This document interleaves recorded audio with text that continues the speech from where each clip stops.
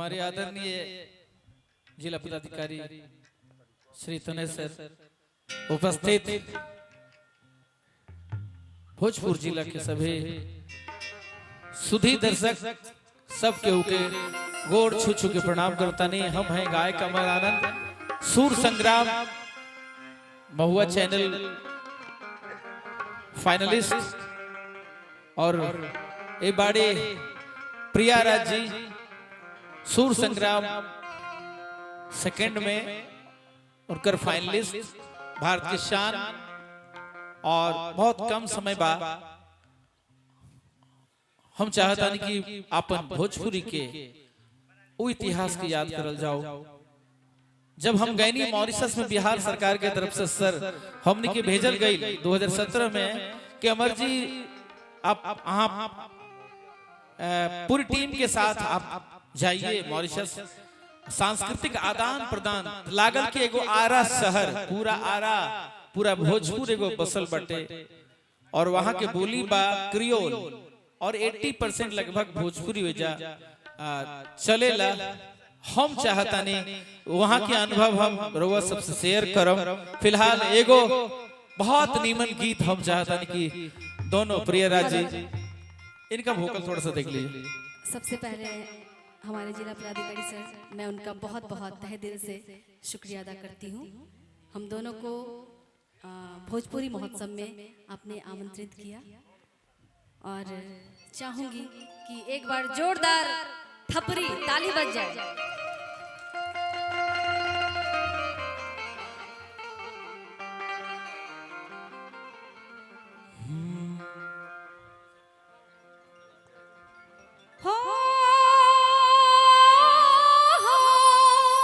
वो भोजपुरी फिल्म याद करी कि जेकर इतिहास गरिमामय इतिहास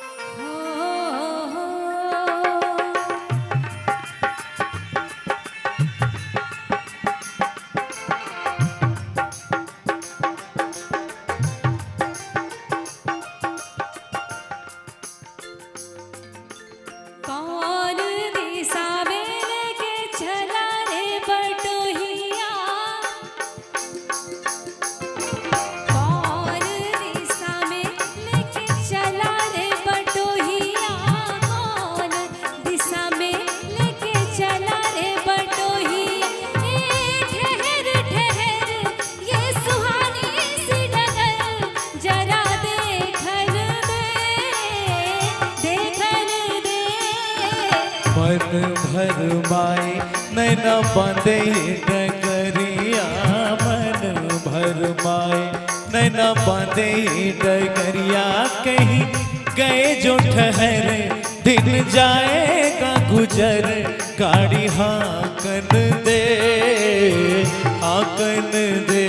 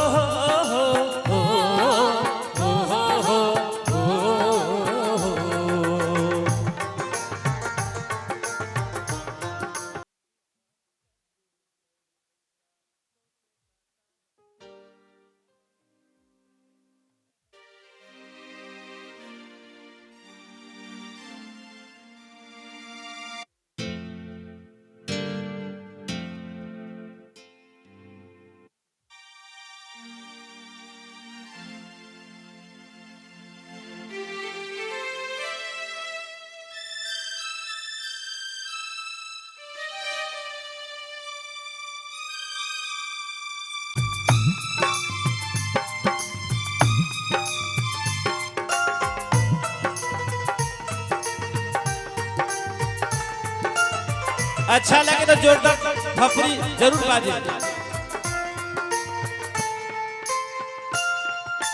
कितनी दूर नैना बांधे डगरिया मन भर माए, नैना बांधे डगरिया कहीं गए जो ठहर, दिन जाएगा गुजर, गाड़ी हाकन दे हाकन दे। और दिशा में लेके चला रे बटोहिया, कौन दिशा में लेके चला रे बटोहिया, कौन दिशा में ला ला ला ला ला ला ला ला कौन दिशा में।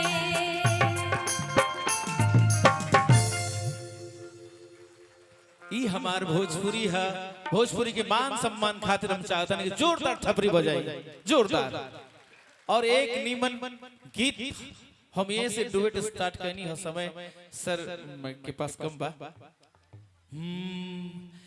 कि लाल लाल होठुआ से ऐसा भोजपुरी बा। और हमने के बीच में जिला पदाधिकारी महोदय श्री तने सुल्तानिया सर उपस्थित बानी। ए से बढ़ के और कुछ ना हमरा सब खातिर। कि लाल लाल होठुआ से मंच पे फीडबैक में आवाज दे दीजिए भैया, इधर नहीं है आप लोग को, सिर्फ म्यूजिशियन बज रहा है। लाल लाल होठुआ से बरसे ललैया हो के रस चुवेला। आहा, लता मंगेशकर जी और तलत महमूद साहब की आवाज में आज आपके सामने हम बनी अमर और प्रिया राज जी। कि लाल लाल होठुआ से बरसे ललैया हो के रस चुवेला। आहा, आम के मौजर के सोहनगर खुशबू एजा से वजह से। और ये मौसम बसंत के और चैत के महीना चैतावर है। और ये गीत के बोली अनमोल बा। और ये आरा शहर अगर गीत नीक लागल तो एक जोरदार थपड़ी। आहा, रउआ मैथिली बोलता नहीं जी।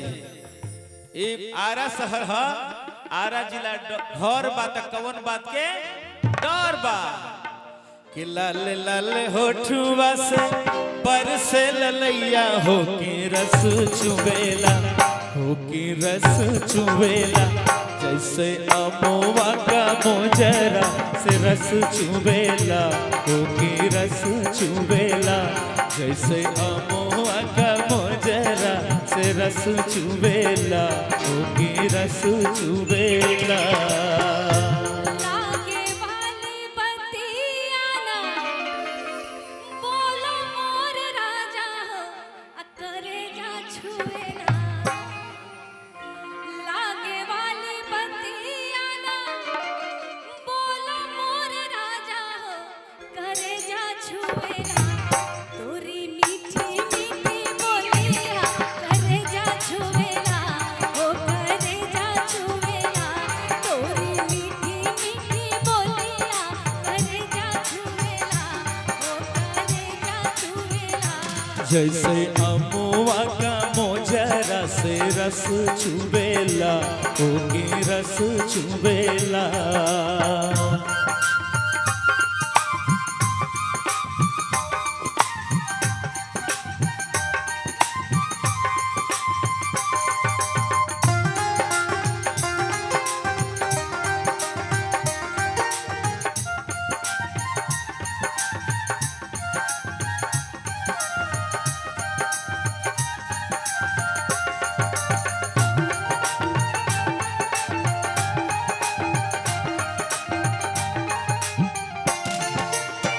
भागेलू तो हमके बुलावेला चरवा।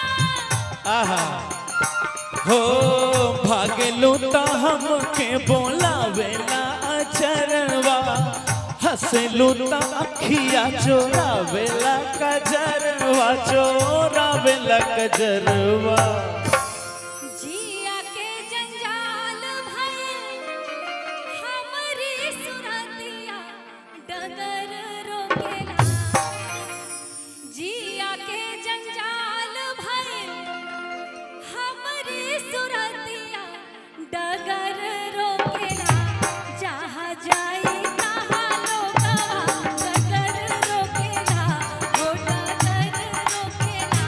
जैसे अमुआ का मोजरा से रस चुबेला होके रस चुबेला। लाल लाल होठवा से बरसे ललैया होके रस चुबेला। लाल लाल होठवा से बरसे ललैया होके रस चुबेला। जैसे अमुआ का मोजरा से रस चुबेला होके रस चुबेला।